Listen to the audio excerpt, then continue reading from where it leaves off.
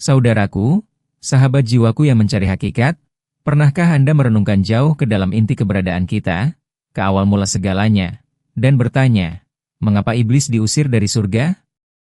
Ini bukan sekadar kisah lama yang usang, bukan sekadar mitos atau legenda yang diceritakan turun-temurun. Ini adalah sebuah peristiwa kosmik, sebuah drama ilahi yang penuh hikmah, yang dialognya, percakapan lengkapnya dengan Allah, terekam abadi dalam lembaran-lembaran suci, menunggu untuk kita selami, kita pahami, dan kita jadikan mercusuar di tengah gelapnya keraguan. Apa sebenarnya isi dialog itu? Dan mengapa detailnya begitu penting bagi hidup kita saat ini? Siapkan hati dan pikiran Anda, karena apa yang akan saya sampaikan ini bukan hanya pengetahuan, melainkan kunci untuk memahami banyak teka-teki kehidupan, tentang kebaikan dan kebatilan, tentang ujian dan anugerah. Assalamualaikum warahmatullahi wabarakatuh. Dengan penuh kerendahan hati dan cinta yang mendalam, saya hadir di hadapan Anda, bukan sebagai seorang guru yang menggurui, melainkan sebagai seorang penjelajah yang ingin berbagi peta harta karun spiritual yang telah saya temukan. Kita akan menyelami bersama lautan hikmah Al-Quran dan hadis, menggali butiran-butiran kebenaran yang mungkin selama ini tersembunyi di balik permukaan. Ini adalah sebuah perjalanan ke inti penciptaan, sebuah ekspedisi untuk mengungkap dialog paling monumental dalam sejarah alam semesta. Sebagai seorang hamba yang telah menghabiskan waktu bertahun-tahun merenungi firman-firman ilahi dan mempelajari kitab-kitab kuno para ulama besar seperti Ibn Katsir dan Al-Ghazali, saya merasa terpanggil untuk berbagi pemahaman ini. Saya berjanji, apa yang akan Anda dengar hari ini akan membuka cakrawala baru, mengubah cara pandang Anda terhadap musuh tak kasat mata, dan memberikan Anda kekuatan spiritual yang belum pernah Anda rasakan sebelumnya. Ini adalah janji untuk membimbing Anda melihat kebenaran yang tak banyak terungkap, sebuah kebenaran eksklusif yang sangat relevan dengan setiap nafas kehidupan kita.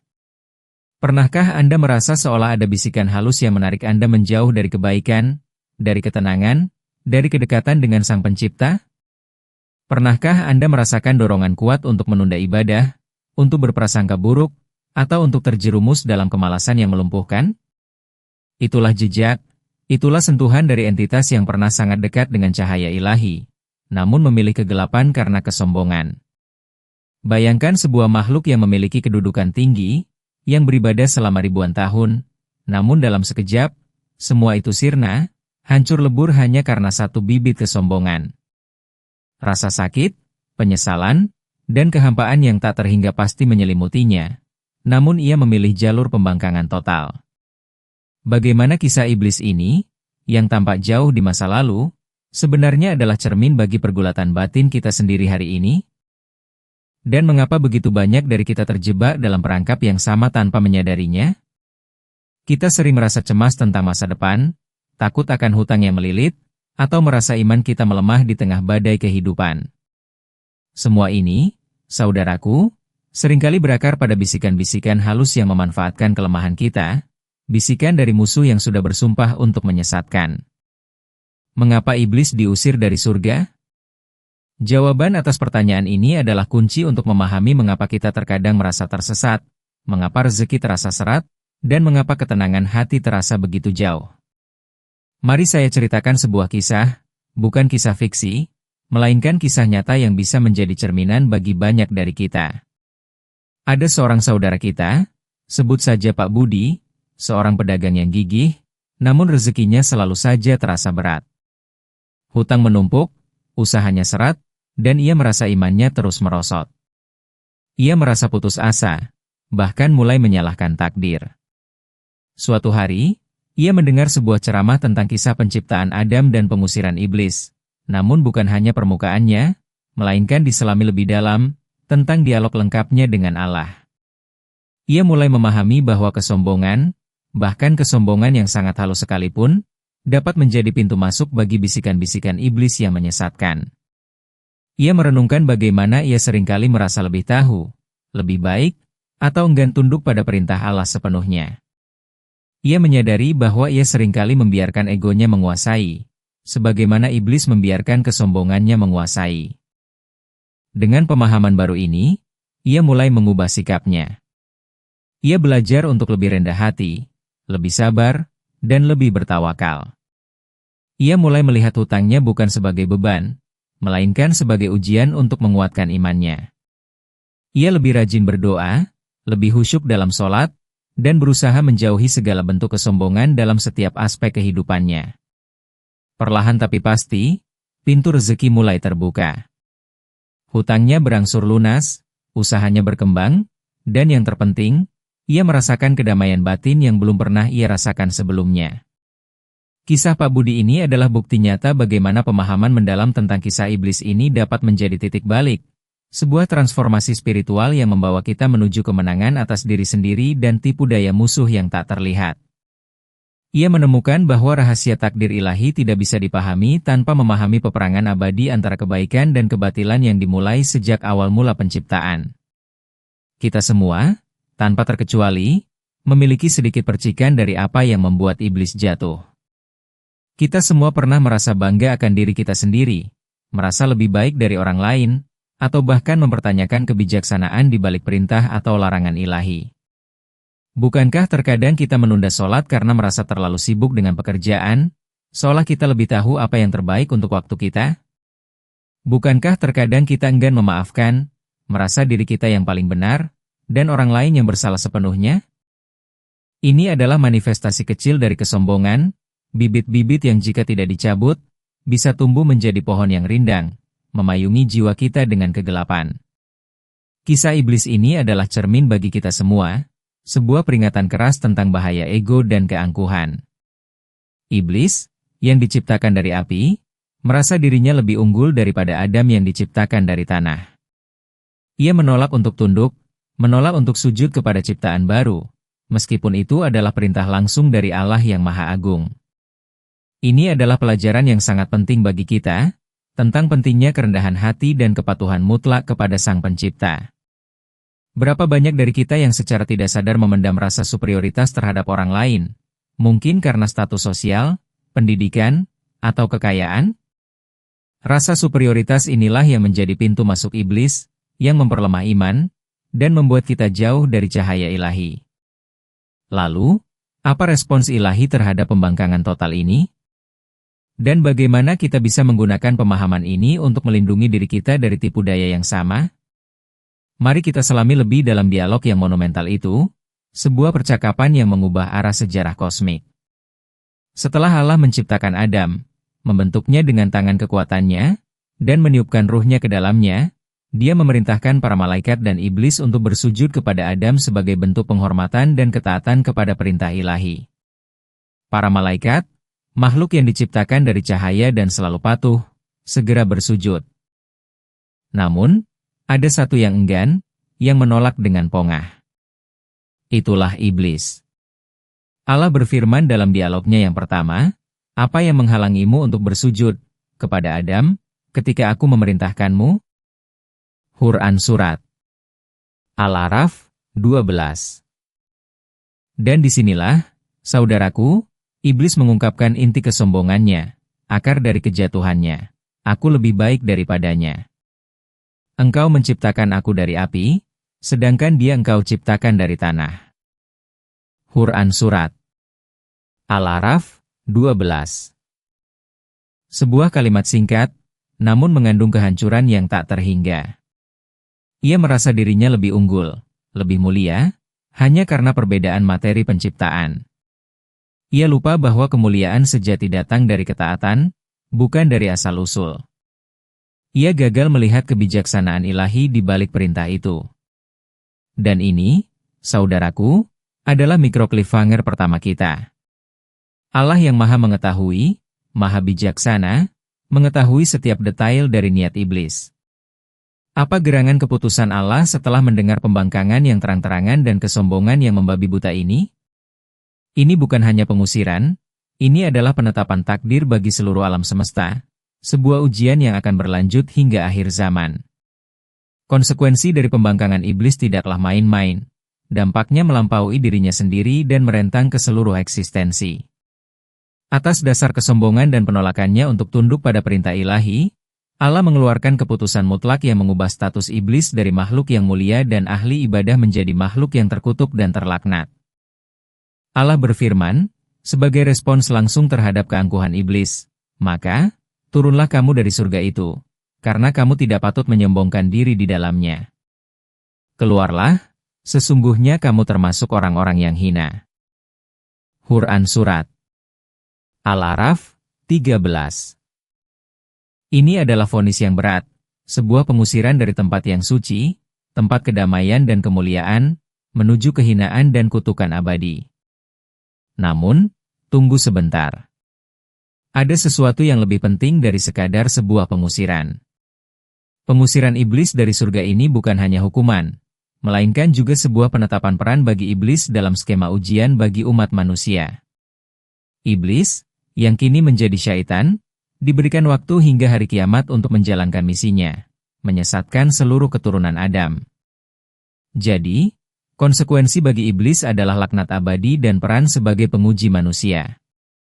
Bagi manusia, konsekuensinya adalah bahwa hidup di dunia ini menjadi medan perang spiritual, di mana bisikan-bisikan syaitan akan selalu ada, mencoba menjerumuskan kita ke dalam kesombongan, kemaksiatan, dan kekufuran. Ini adalah ujian yang sangat berat, namun di sisi lain, ini juga menjadi jalan bagi kita untuk meraih derajat yang lebih tinggi di sisi Allah, melalui kesabaran, ketaatan, dan keteguhan iman.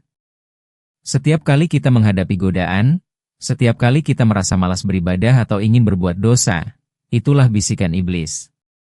Memahami ini berarti kita sudah selangkah lebih maju dalam mengenali musuh kita dan cara kerjanya. Ini adalah bagian dari rahasia takdir ilahi yang harus kita pahami, tentang peperangan abadi antara kebaikan dan kebatilan. Dan inilah, saudaraku, bagian yang paling ditunggu-tunggu, A Grande Revelation, inti dari judul kita. Mengapa iblis diusir dari surga? Inilah dialog lengkapnya dengan Allah. Setelah vonis pengusiran, iblis, dalam keputusasaan dan kesombongannya yang telah mengakar, justru tidak memohon ampun. Sebaliknya, ia mengajukan permintaan yang mengejutkan, sebuah permohonan yang akan membentuk seluruh sejarah peradaban manusia. Ia berkata kepada Allah, "Beri tangguhlah aku sampai hari mereka dibangkitkan." Quran Surat Al-A'raf 14. Dan Allah, yang maha bijaksana dan maha mengetahui, mengabulkan permohonannya. Allah berfirman, "Sesungguhnya kamu termasuk orang-orang yang diberi tangguh." Quran Surat Al-A'raf 15. Ini adalah salah satu poin paling krusial.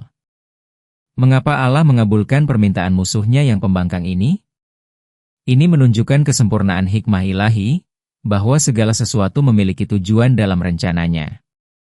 Namun, dialog tidak berhenti di situ. Setelah mendapatkan penangguhan, iblis kemudian melontarkan sumpah yang mengguncang arsy, sebuah janji yang akan ia coba penuhi hingga hari akhir. Ia berkata, "Karena engkau telah menyesatkanku, aku benar-benar akan menghalang-halangi mereka dari jalan yang lurus, kemudian aku akan mendatangi mereka dari muka dan dari belakang mereka, dari kanan dan dari kiri mereka. Dan engkau tidak akan mendapati kebanyakan mereka bersyukur, taat." Quran Surat Al-A'raf 16-17. Inilah, saudaraku, deklarasi perang iblis terhadap umat manusia.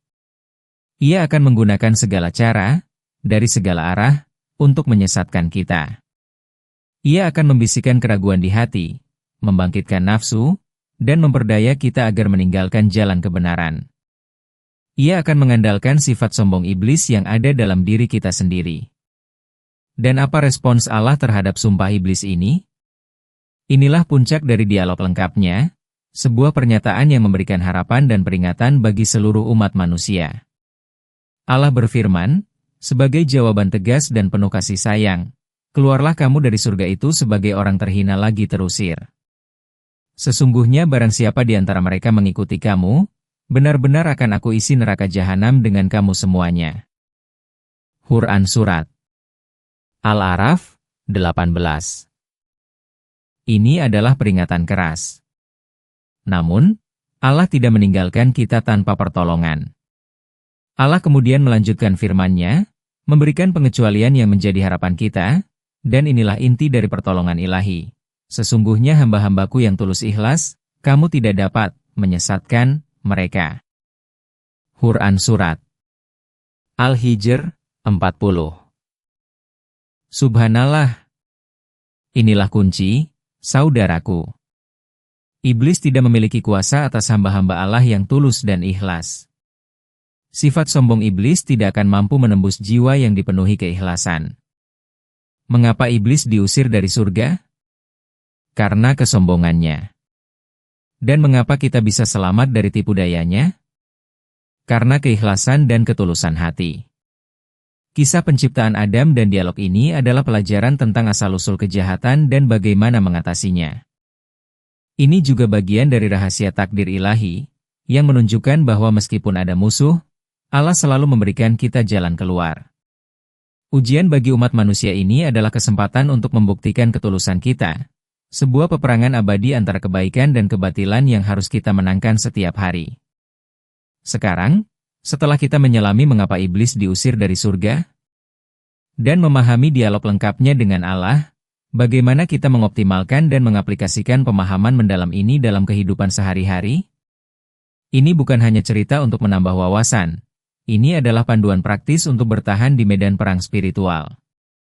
Pertama, kenali taktik iblis. Iblis akan datang dari muka, dari belakang, dari kanan, dan dari kiri. Artinya, ia akan mencoba menyerang dari setiap sudut kehidupan Anda. Dari depan, membisikkan keraguan tentang masa depan, membuat Anda cemas, takut miskin, atau putus asa. Dari belakang, membuat Anda terlena dengan masa lalu, terlalu bangga dengan pencapaian atau terlalu larut dalam penyesalan. Dari kanan, menyelimuti amal baik Anda dengan ria, ujub, atau kesombongan. Membuat Anda merasa sudah cukup beribadah, atau lebih baik dari orang lain. Dan dari kiri, mengajak Anda pada kemaksiatan, hal-hal yang diharamkan, atau bisikan untuk berbuat dosa. Solusinya?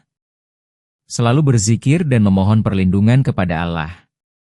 Salah satu cara paling ampuh adalah dengan membaca doa-doa perlindungan, seperti A'udzubillahi minasyaitonirrajim setiap kali memulai sesuatu, atau sebelum membaca Al-Quran. Ini adalah benteng pertama Anda. Kedua, lawan kesombongan dalam diri Anda. Seperti yang kita pelajari dari kisah iblis, kesombongan adalah akar segala kejahatan. Selalu introspeksi diri, bertanya pada diri sendiri, apakah saya melakukan ini karena Allah atau karena ingin dipuji? Jauhkan diri dari rasa sombong atas ilmu, harta, atau kedudukan. Ingatlah bahwa semua itu adalah titipan Allah. Keikhlasan adalah perisai paling kokoh dari tipu daya iblis. Ketiga, perkuat iman Anda dengan ilmu.